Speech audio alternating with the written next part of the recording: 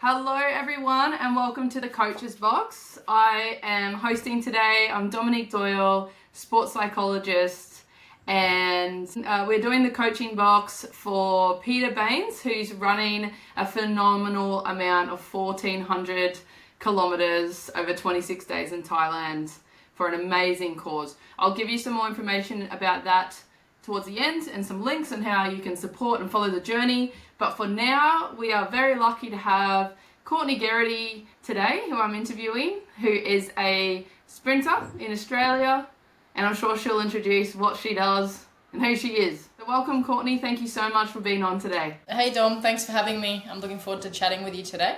So I know you run fast. Who are you running away from? Who am I running away from? Myself. No, just kidding. Everyone else. What are we talking distance-wise? Like, what's the sprinting world for people who don't really know? So for me personally, I'm a 200 meter, 400 meter specialist. I do the 100 meter as well, but sprinting is anything kind of 400 meters and under. Although 800s are now technically a sprint, which is crazy. So do you do a bit of the 800s, or are you smarter than that? Oh no, I'm not that dumb. I'm not that crazy. Goodness me, no. I did try the 800s, but it's not for me, not yet. Well, I can still go fast. I'll still stick to my one lap only. So what do you think of Peter doing 1,400 meters then? Like, that's a lot of laps of the track. 1,400 kilometers or meters? Yeah, sorry, not meters. I was like, 1,400 meters. Oh, I've got it. No, that's absolutely incredible. It's also, in my opinion, absolutely insane. But I think all those ultra distance athletes or anyone who does, those long, like day after day events are incredible, but also like, I just can't fathom it. I can't imagine running that far for that long, for that many days. So I'm looking forward to seeing Pete complete his run and go over there and do it. And I'm sure he'll have fun along the way, but I'm sure it'll be hard as well. And I definitely want to come back to Pete's run shortly, Courtney. But I guess for now, I just want to know a little bit about who you are. I mean, I know who you are pretty well. But for people who don't know you, tell us a little bit about like how you even got to this point in running. And what was that journey for you to get to that point of being a bit crazy, running around a track in circles? Why did I choose to run around a track in circles? Yeah, why did you choose that? What was your journey to get there? So I actually grew up in Alice Springs. A lot of you won't know who I am. So I grew up in Alice Springs, which is the middle of Australia in the desert there, small little town, outback town. I got into athletics when I was 8 years old. My mum and dad kind of pushed me to do it because I just ran everywhere. So I was just one of those kids who I was active all the time and I was running really fast. I ran away from my mum and dad in the shops and all that stuff. So they almost needed to put a leash on me. So that's how I got started when I was a little 8-year-old Courtney with my blonde curly hair running around. And then from there I tried every different sport that I possibly could. So as a kid I did everything, and then from there I really kind of found my love for track and field, and that's why I am here now. So, started in Alice Springs, I ended up on the coast. I've gone a lot of different places with my sport, and I'm very grateful for that.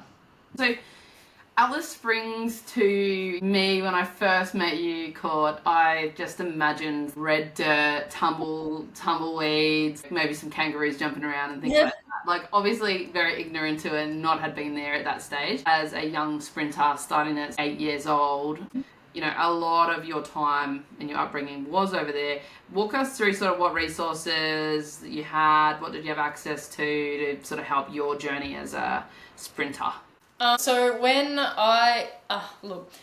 as a track and field athlete in the middle of nowhere, very remote, very isolated from the rest of the country, there was not a lot of facilities. There still is not a lot of facilities. We had like a little grass oval that was pretty bumpy, and it was never 400 meters. It was always 410 meters long. So it wasn't the best facilities, but we made do. But I mean, now they have a little tiny 100-meter stretch of tartan, which is fantastic. Good for the kids out there, but yeah, look, no real facilities. We had no real coaching, no access to coaching. Well, not high-level coaching. It was pretty much just parents and friends and family who come along and kind of help out. Equipment was very limited. We had to order a lot of our stuff in if we wanted specialty stuff. But yeah, Alice Springs, we're very remote and very isolated from the rest of the country. And like I say that because to get in and out, you either have to fly, which costs you like an arm and a leg, or you have to drive, which then takes at least a day to get to any kind of capital city, so Darwin or Adelaide. So Yeah, it's remote, it's isolating, but yeah, it was an experience, that's for sure. Yeah, and Court, you didn't have a track, and I know that to get to a track was like a, what, 13-hour drive or something for you to get to an actual track to run? Yeah, look, if I wanted to get to a proper tartan track, up in Darwin was the closest one. So you catch a flight, which is quite expensive, or yeah, you drive 13, 14 hours to get up there. So we did that at least once a year. We drove up to that track. We had, training, or well, not really training, just competition up there once a year. So yeah, it's a bit of a hike. You can't just go, I'm going to go to the track this afternoon and take off in your car. You have to What's plan going it. on? Yeah, like I'm gonna jump on my bike, I'm gonna ride to the track today. No, I can't do that. So, yeah, no. Look, getting to a track was hard. I tried very hard as a young athlete, with like myself and a lot of like the committee through athletics in the territory to try and get a tartan running track in Alice Springs, but we kind of just couldn't ever get it going. So, there was a lot of us who tried, just wasn't enough interest. So now I'm just gonna like lift up that imaginary trumpet and start going for you. I know, Court, that even in all those circumstances and having just a grass oval, and you took me to that oval, I literally twisted my ankle on that oval. There's just like holes and dips everywhere. It's not even lined properly.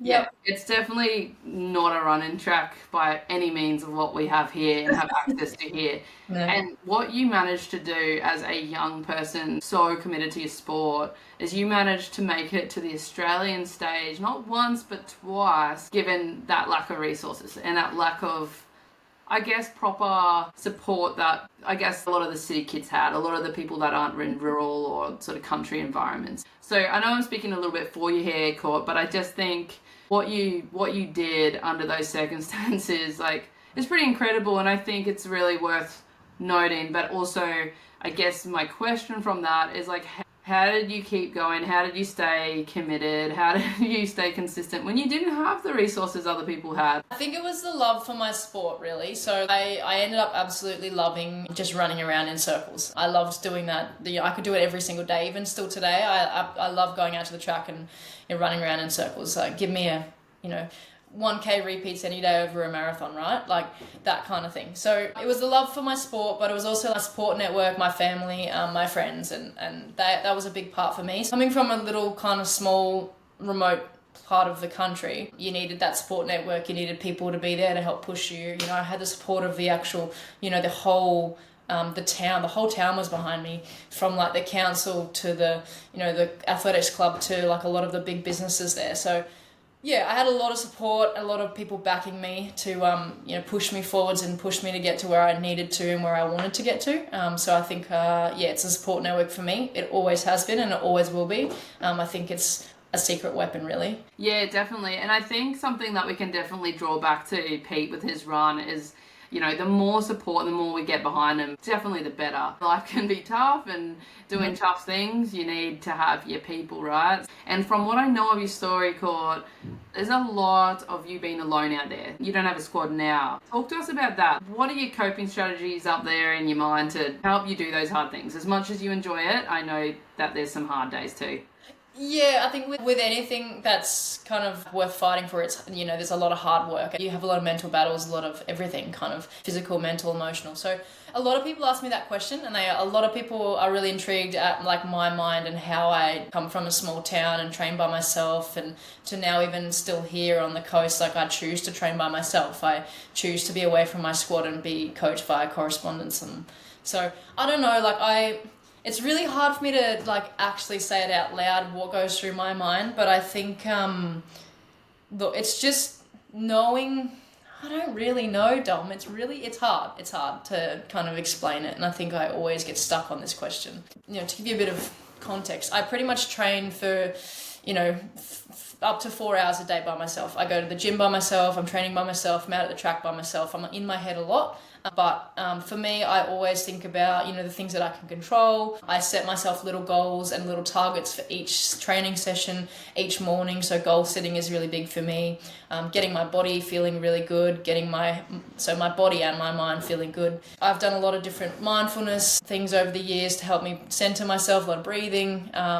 Yeah, I think focusing on what I can control, focusing on my end goal, and knowing, that all the hard work that I'm putting in at that very moment or in the next few months is really going to pay off in the end. That's kind of what I think of. I always think about that. So I don't know if that kind of explains a little bit, but it's really hard. It's always hard for me to explain what goes on in my head. I really don't know. Just to give you some credit there, Court, I think for someone who was saying you really struggled to even come up with an answer there, you just articulated that so well. And I think that's really helpful for anyone listening today to know that, you focus on what you can control, you focus on like breaking goals into sort of those smaller segments, and you focus on that end game as well as just a few of, those strategies you've already touched on today. We can really apply that to the everyday person, but we can also apply it to Pete's run as well. He's not going to look at it as, it's this 1,400 kilometer journey and like every day he's out there going, oh my goodness, I've got, 1,395 or whatever to go. Like he's probably looking at it every day, like what is my goal today and what am I doing? What am I setting out to do? And I guess if we're looking at a sports psychology term, we're taking that back to your processes. We're not always applying it to outcome. But I think from what you're saying, in the background how much you want that outcome. And I know Pete would too. He wants to get there, and he will get there. It's just, you have a strategy every day. That's super valuable information you just shared there, Court. But let's go back to you a little bit. Outcome goals, you said you're doing it because of what's to come. What's your goal? What are you training for? 4 hours a day is a lot. What are you sort of doing? Why are you running around 4 hours? Oh, goodness. 4 hours a day is a lot. Some days it varies. But yeah, like I'll my average training week, I'll train 7 or 8 times. So I can't spit out my words. I will train twice a day, most days, not every day, but most days. And I mean, since I was a little girl, I've always wanted to go to the Olympics. That's always, that's the pinnacle of any sports person's kind of sporting career, especially if you have an Olympic sport. So track and field, the end goal for me is always to represent Australia at the Olympics. I've got goals in mind coming up over the next few years, and especially over the next 4 years. I'm going to train my butt off to try and get to the next Commonwealth Games, and then hopefully everything goes well and I can kind of get myself on that plane to the Olympics. But yeah, I'm just kind of at the moment trying to get everything feeling good again, get myself back to, the athlete that I know I can be. And from there we'll go upwards. It's, you have these ups and downs, but when you get to that point, you kind of, everything's up. When you feel good, it just goes click. Yeah, there's some pretty exciting goals, Court. And I know you've worked your butt off, like literally since you were that 8-year-old that needed the leash to now as an adult and still working so hard. Like the commitment is admirable. I know, Court, and we won't talk too much to this, but this is one for probably a whole other podcast or a whole other episode, but I know that you've had a lot of setbacks with injuries lately. This is coming up your 5th surgery on your hip, or 6th overall in your life on your hip, is it? 5 or 6 anyway? How many? I lose track. 1, 2, 3. I think I've had 4. I'm coming up for my 5th. This is the 4th one within like a year and a bit. Yeah, just over a year. 4th one coming up it's probably, just over a year. I've had 4 surgeries on my hip. Yeah, I will have at the end of this year. Yep, and you're just about to embark on another one, and that takes a lot from you, but the courage for you in between when you're rehabbing to get there and just, grind it out despite all of that and all the emotions that come with the, an injury and the rehab and the surgery and all the things we don't see. We just see more that glory and the social media and all that sort of stuff. Is there anything that you can draw from with what you've just coped with those ups and downs to sort of talk to people who might be struggling a little bit, or even Pete on his run when he might be having those harder days, or he might be feeling those aches and pains, or he's just not feeling it that day? Is there anything you can draw from your experience with injury or hardship to shine light on and help Pete or anyone else listening? Yeah, sure. I absolutely can. So things like gripping hold of your support network, I always come back to that, but taking those people who are around you, stand there for a second and have a look around you, because you're not the only one there, although it feels like it a lot of the time. You're not the only one there. You're not the only one battling through it. Yes, you're physically doing it yourself, but there are a lot of people backing you. There are a lot of people you can call. There are a lot of people you can just turn around and they're there, right? So whether that's your husband, your wife, your partner, your kids, your dog even, your best mate, call them, go and have a chat to them. If they're reaching out to ask if you're okay, actually talk to them, because talking about it is a lot better than not. So I think support network for sure. Always listen to your body. I know I will say this a lot, and I'm not the best person to give that advice because I don't always listen to my body, but within yourself when something's not quite right. So, talk to the people around you, talk to your medical staff, talk to everything like that, and just kind of remember why you're doing it. Stop for a minute, step back, look at yourself and be like, why am I doing this? Is it for myself? Is it for the bigger picture? Always come back to your why, always come back to your support network. I think for me, that's the biggest thing, right? And honestly, at the end of the day, the most important thing is, and I say this for everyone, is, finishing a race is one thing, but actually making it to the start line of any goal or any race or anything that you've got, that's a big deal. Making it to that start line, you've already won the race, in my opinion. So getting to that start line, getting to that, beginning of your embarkment, you've already won, you've already succeeded, because that is the hardest part, because all the work that goes on behind the scenes to get you to that starting point, that's the hardest thing. Getting the stuff done, getting the job done after that is just, it's just something else, right? The hard work's already been done. So get yourself to that start line first, and then you're a champion in my eyes anyway. Oh, look at you. Man, I'm feeling inspired by this. I hope you all are listening. Hopefully it's a bit inspiring, but I always see that, like, if you change the way your mind thinks about, a race or something, just getting to that point where you're starting it, I think you'll go, oh, I actually did do all that hard work, and yeah, that was hard, but I actually made it. And honestly, a lot of people don't even make it to the start line, so you're already winning by the time you get there. Something we don't shine the light on enough, Court, and that is the importance of self-compassion and actually recognizing your own feats and recognizing the hard work you put into something. And I think we're so reward based and we're so outcome based as, like, I can't speak for everyone, but as a society, we can be very much that way. And sport obviously is so competitive. There's an outcome, there's an agenda, there's a goal, there's, it's very much like, what are you doing that for, and what's next, and like, what are you getting out of that? And I think we really need to rein back to the whole process of it, and I'll always go back to processes here, And I know if we speak to Pete's journey, a lot has gone into this. This has been a couple of years in the making. He's done, there's a lot of background work, a lot of planning, there's a lot of stuff that'll go into it, and same goes to you, Court. We see what we see on the outside, and I think often we can compare our worst days with someone's best days because we've very much got access to their social medias, or we see those outcomes, because that's again what it can sort of be about, right? That's your responsibility and role to then be compassionate enough to look back on the whole process and what it took to get there. I think it's something that in the sport world, athletes need more and more of, and that is self-compassion. I think there's a fine line. I think we need a balance being really tough and resilient, and that's what Pete will need. He needs to be super tough out there to get through those hard days and really draw on those inner strengths. And I think some of that has been a little bit what we call, quote unquote, a bit mean to yourself, to push through pain, to push through mental barriers.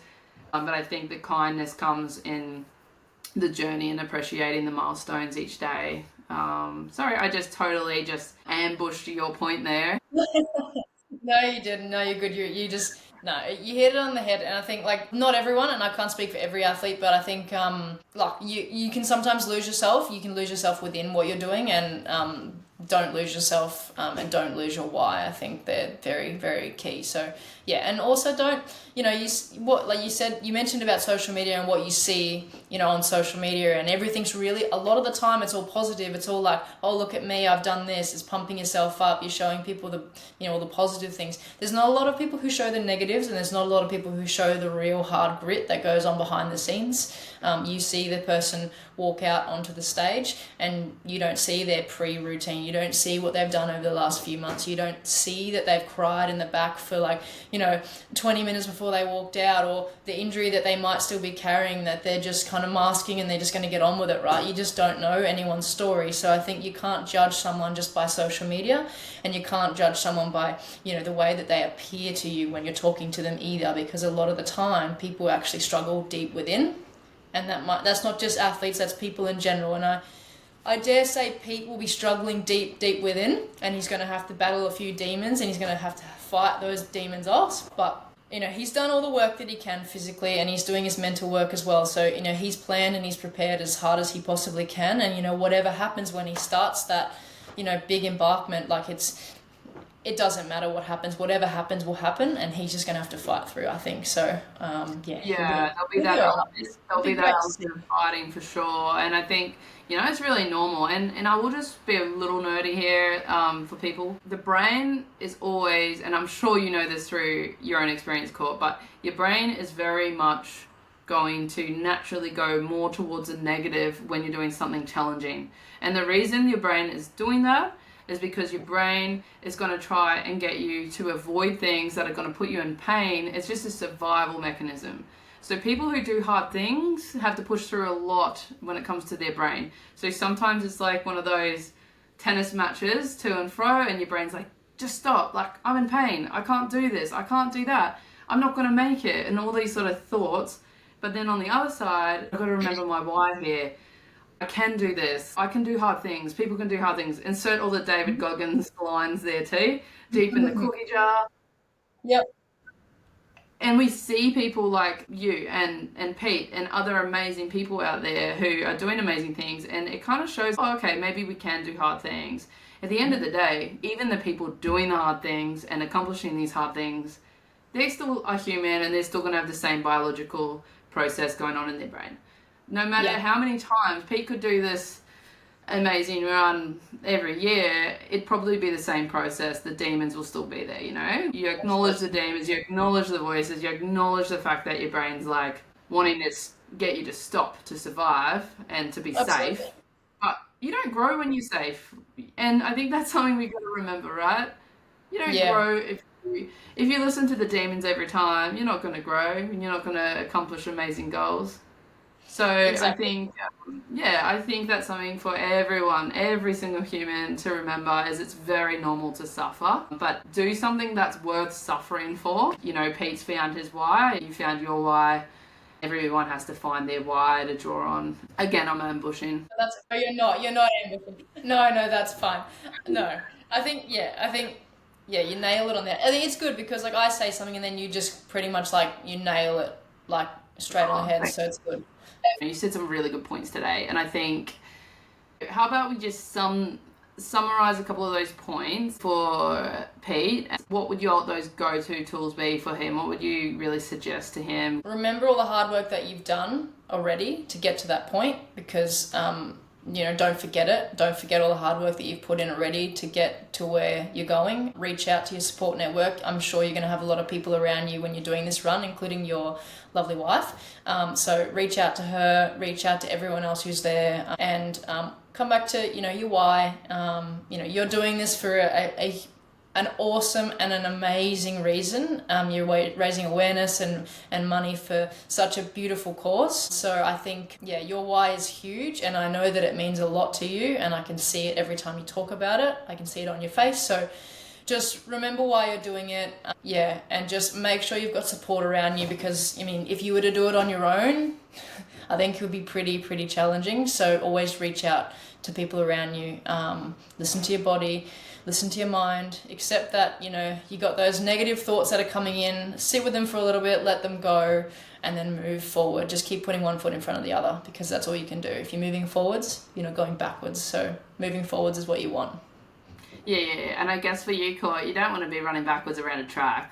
No, not at all. No, that's not fun. No, running backwards isn't fun. So, and neither is running forwards with a big giant, bit of concrete on your shoulders. So it's one foot in front of the other, let things go, take the load off your shoulders, and kind of just remember to relax. Remember to enjoy it, because as I said, the minute you lose the enjoyment for what you're doing as well, is just, you're not going to like it. You're going to hate it. You're going to battle really hard. So, yeah, enjoy every step.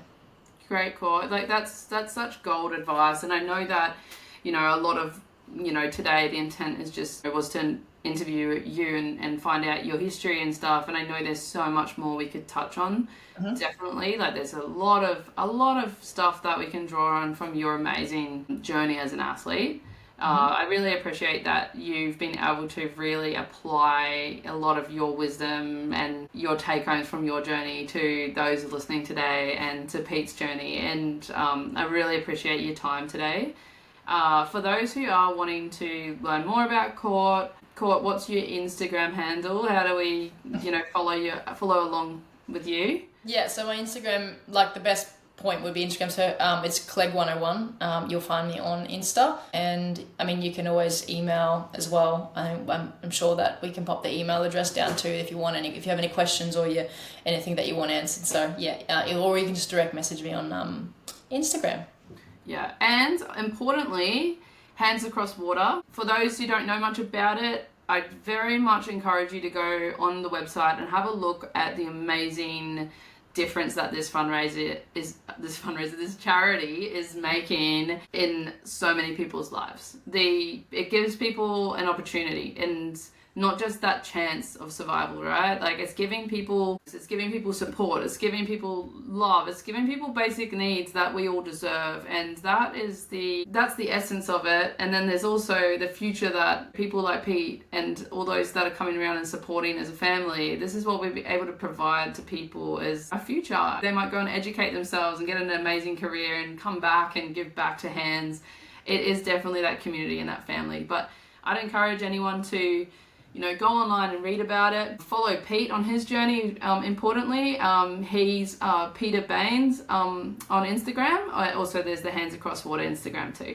And I definitely encourage you to watch along, see that people can do hard things. There's so many amazing people out there doing hard things. This is such a huge one. Both Courtney and I know, are very passionate about what Pete's doing and about the charity and about helping others and giving back. Any more questions? Yeah, reach out to Hands. I'm sure all that team is amazing. I'm sure they'll answer any questions. Follow along, and yeah, looking forward to watching the rest of the Coaches Boxes interviews, and I'll do a couple more of the hosting for that. So, Court, again, thank you so much for your time, your wisdom, and applying this to such an amazing feat that Pete is about to do. No, thank you. Thanks for having me, and good luck, Pete.